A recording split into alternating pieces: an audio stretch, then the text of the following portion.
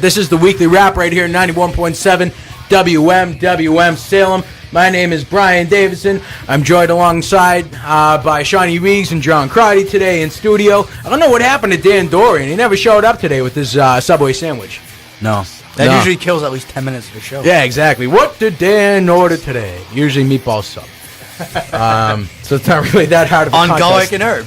Yeah, it's more guess what bread he used this week than what sandwich. Do you remember the big bready sandwiches? The chicken snack wrap from McDonald's raffle. Oh, yeah. Ended up eating it. Yeah. Well, no way. We didn't have 3 listeners to call in and try to bid on it. Oh, it just refreshed. Do we have an update there? Yeah, it still says 3. Still 3. All right, we're retaining them. We're retaining our 3 listeners. All right. Thank you, Miles. Thank you, Scums. And I'm gonna guess Amanda is the 3rd one. We thank you for listening. Well, Scums is probably going golfing now, so he's probably not even listening. He probably just left the computer on to make us happy. Thank you, Scums. All right. So anyway, Boston Red Sox just can't seem to find a way to win a game lately. We can't even win a game. No, Buckholz comes in.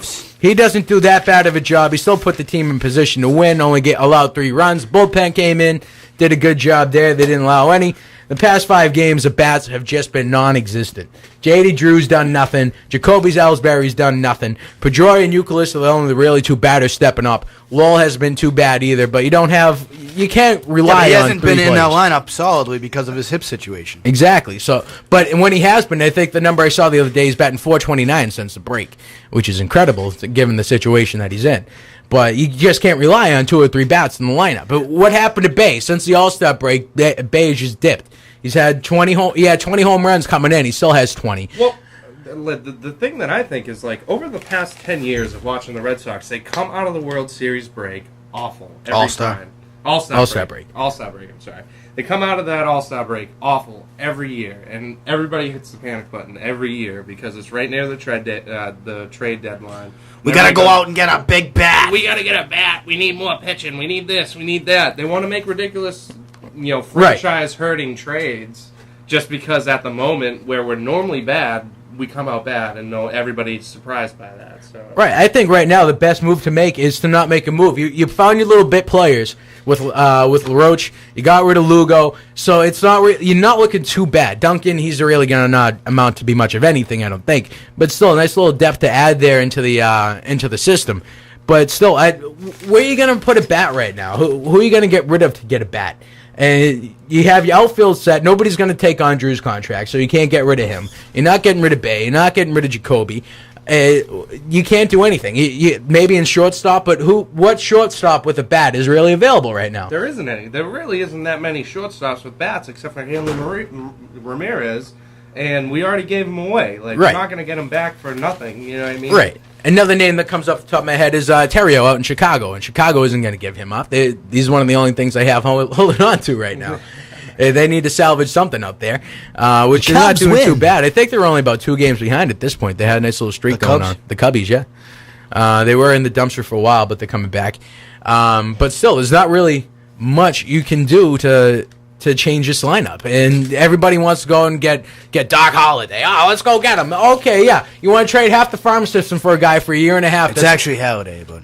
Holiday, whatever. They also want Matt Holliday. And it's like, why don't you wait a year and we'll pick him up in free agency? Exactly. And that's giving away Buckholz to get him. And that will help you in the Bay negotiations, too, once he goes to free agency. Well, if you want to walk, we still got somebody that we could pick up. We might. He's not greatest right now, but in Fenway, who knows what he can do with the short left field? Yeah, exactly.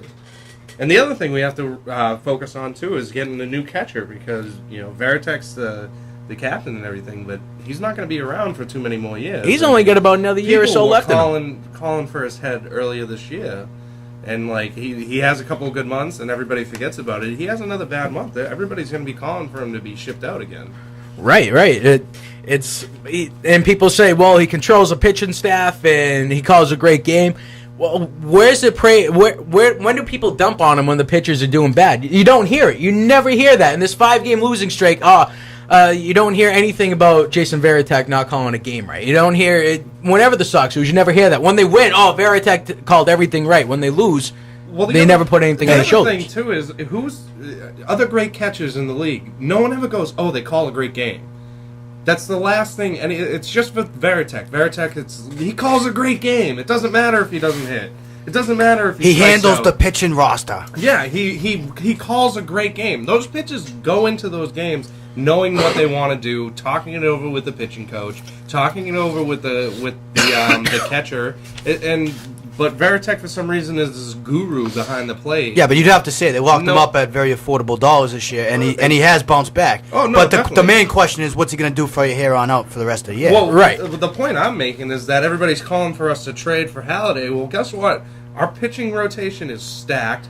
Our bullpen is stacked. The last thing we need is pitching, just because it's available. And who are you going to put in the rotation if you do? Who are you going to pull out of the rotation if you do get him? There's enough controversy with Buchholz, and where do you put him? Well, you get another pitcher. Where do you put that? And if Daisuke comes back this season, which right now it's kind of up in the air, but if he does, what are you going to do with him? There's too many spots. And not enough spots, and there's too many pitchers. Well, I would say it's not as stacked as it was a couple weeks ago when you got Wakefield going on the DL, and I don't know if it's just going to be 15 days. I mean, how is this back problem going to affect his effectiveness, I should say? And because we've seen it before with Wakefield, he's very inconsistent. There'll be a half a season where, he's pitching lights out, but then there's other times where you're yanking him in the second or third inning. So, get the panic button out when that happens. Well, the knuckleball, that's the nature of the pitch, too, though. It's yeah, but I think it's the nature of his body, and if he's not able to put his back into it and all that, then he doesn't have that thing dancing, too. Hey, honey, I'm starving. What should we do for dinner tonight? Well, we could see the King for a burger, or we could order Mexican. Tomorrow is taco night. Or we could eat a burger with a clown. I have the burger blues. I'm sick and tired of burgers. Let's go to that new restaurant, Fat Frank's. They have the best wieners, the best beer, and the best prices. And they have an arcade. We should go right now. Let's head out. I can't wait to get myself a wiener. Vandavina, the cure for your burger blues. Check out vandavina.com for coupons and grand opening information. Number 789 und Order is ready. Und Vandavina extra sauerkraut und Wander sausage und one pitcher of Wander beer. Thanks, honey. Und eins Wander fry. That will be $14.45, please. Haha, is that in francs? You know francs can only be used in the dog pound. Shut up and pay the man. For all that we got, $14.45 francs Dollars is a great deal. Here. Oh, I forgot to pay the video games. Can I borrow some money, honey? Sure, but I get to taste your Wunder wiener. Alright, but tomorrow night I'm not eating tacos. Vandavina, where you can't beat our prices or our meat.